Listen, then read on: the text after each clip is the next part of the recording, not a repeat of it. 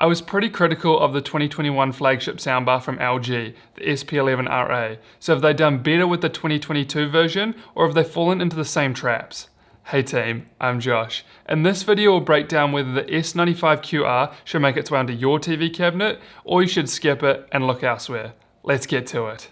As mentioned, the S95QR is LG's flagship soundbar for 2022. It's a 9.1.5 channeled soundbar, which is the first to have an upward firing center speaker, and we'll get on to how much that makes a difference later in the sound quality section.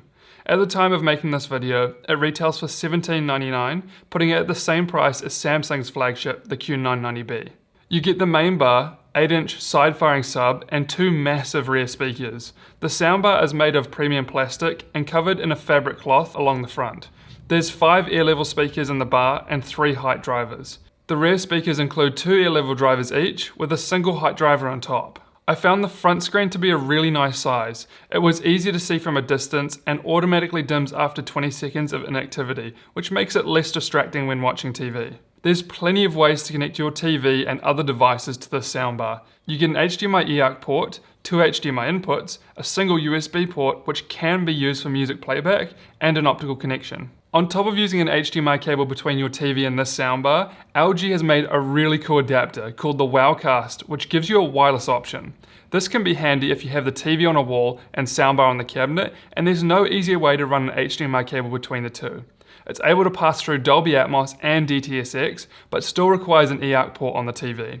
You should be able to pair this with TVs from other brands, so long as they have an ARC or eARC port, and then it connects directly to the soundbar wirelessly, which is a neat feature. I'll link to it below. The subwoofer has an 8-inch driver covered in a fabric cloth. It's a similar size to last year's, coming in slightly taller and deeper, but less wide.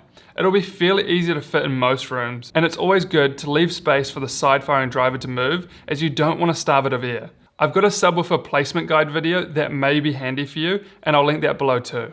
The rear speakers are much bigger than I expected. They've got an interesting looking design with that wedge shape that houses 2 side-firing drivers. Quite a different aesthetic to its predecessor.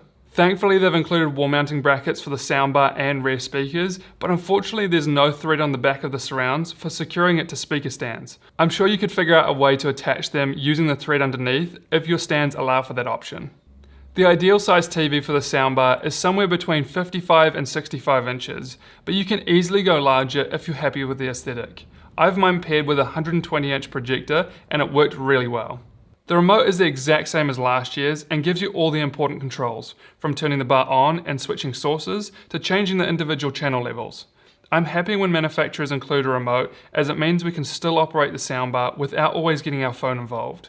You get all the common audio formats from Dolby and DTS all the way up to Atmos and DTS:X, which is a standard now for soundbars at this price point. The front screen and app will display whether the content is in Atmos, which is also really helpful.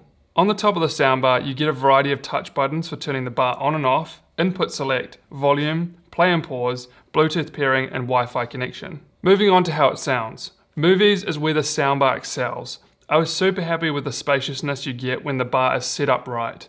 The subwoofer gave me a good amount of bass, and I didn't find it overpowering the vocals. The overhead center speaker helps dialogue, separating ambient sounds so they go towards the ceiling, which leaves the dialogue to come straight at you, but I didn't find myself sitting there thinking it was the clearest vocals I've ever heard. Don't get me wrong, I found the vocals to be good, but it wasn't a revolutionary new feature that should be in all soundbars going forward.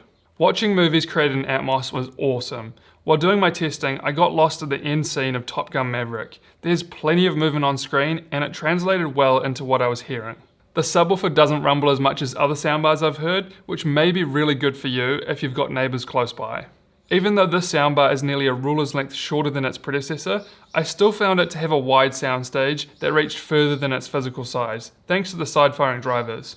I was happy with the rear speaker performance, and it worked well in tandem with the main bar to give depth to the sound. I've put together a sound test file which will give you an idea of what it sounds like in a couple of different size rooms and recorded with some really high quality microphones. If you'd like to purchase that, there'll be a link down below, and I really appreciate anyone that supports me on this. Music is a little different to movies. This was the downfall of the SP11RA, and I do think they've fixed many of the issues I had with it, but there's still some things to note. Firstly, to get music sounding good, you have to play around with the settings, as straight out of box, it's all over the place. Normally when setting up a soundbar, I'll go in and increase the upward firing speakers to give me a better Atmos experience. But when doing that with this soundbar, it gave me a really weird sound when listening to music. Instead of pushing vocals out the front, it elevated them, which you'd think makes sense if you're increasing the overhead speakers. But with all the other soundbars I've tested, I could still pinpoint exactly where the vocals are coming from when I close my eyes. But with this soundbar, it was all over the place.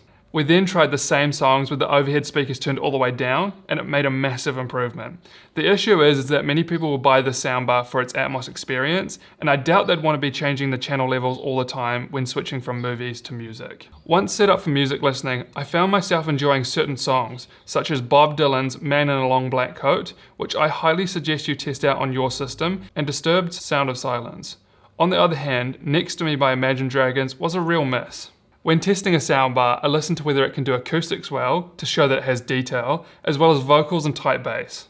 This soundbar could do all three at separate times, but then struggled to pull them all together when it mattered. I'm not saying you can't get the soundbar sounding well for music, but it just requires a bit of tweaking to do so. And to do all that tweaking, it's easily done within the LG Soundbar app. It has a clean design and gives you all the main settings on the front page, including the status of your subwoofer and rear speakers. If you scroll down, you can start a room calibration, which I didn't find to give me much of an improvement in my room, but worth trying. Sound settings for each individual channels, a way to toggle the surround speakers on and off, and a tone control menu. There are other settings that can be tweaked to give you a better user experience, including audio formats and HDMI controls.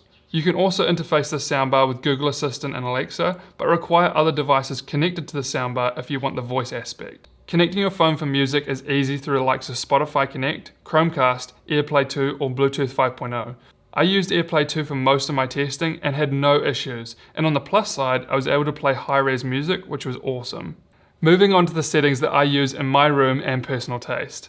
Movies and music have different settings. While watching a film, I would max out the overhead speaker volume, but turn that right down when listening to music because of what I discussed in the music section. The center speaker was always maxed out, while the woofer level changed between 0 and 6 depending on the song. All the other settings pretty much stayed the same for movies and music, and bass and treble both stayed at 0. Sound mode selection for watching movies was either the Cinema or AI Sound Pro, while music seemed to be best on AI Sound Pro, Bass Blast or Music by Meridian. I found Cinema to give me a slightly wider soundstage, especially when watching Atmos content. I had heaps of issues getting the soundbar set up and connected through the app. I ended up factory resetting the whole system, and it took me a good couple of hours to get it working. I'd like to think it's an isolated issue, but it's not the first LG soundbar that has given me this problem. I also had the soundbar components disconnect from each other when starting music from my phone, and then one by one they'd come back online. It was as if they would disconnect from each other when in standby, and then reconnect only once sound is initiated. The rears would come on first and then the sub. Once everything was set up, I had no problems with the app, and I found myself getting around it with ease.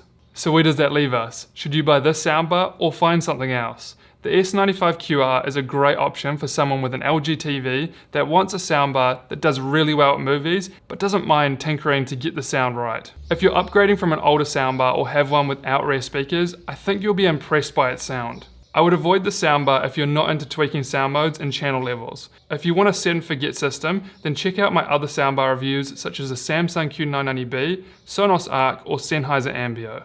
With that, I've got a video coming up soon that will compare this soundbar against other very popular options on the market. So if that interests you, then consider subscribing. Anyway, that's all from me. See you guys soon.